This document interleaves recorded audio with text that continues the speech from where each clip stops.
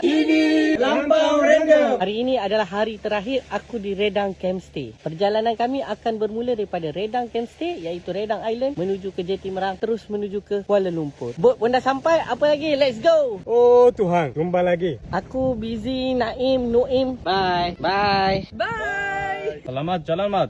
Gerak dulu.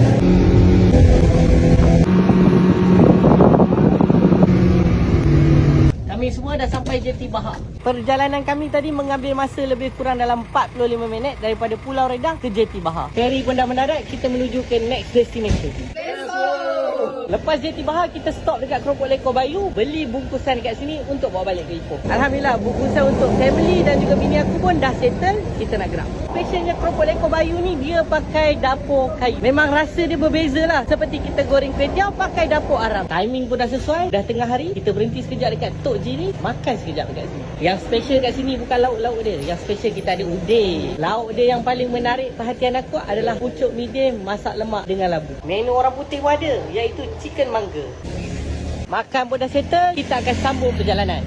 Sekarang kami dah sampai dekat area Lancang. Berhenti sekejap kat sini, pergi toilet. Naim dah tewas, mengantuk. Lepas ni kita akan direct menuju ke Kuala Lumpur. Kita orang dah sampai KL Central, nak drop off Naim. Dia akan terus menuju ke Penang. Okay. Jumpa lagi bro. Sama. Alhamdulillah kita orang dah sampai ke kapal, hantar Noim pulang semula. Lepas ni nak straight, busy akan hantar aku balik ke Seri Kembangan. Alright bro, jumpa lagi. Alright, terima kasih banyak.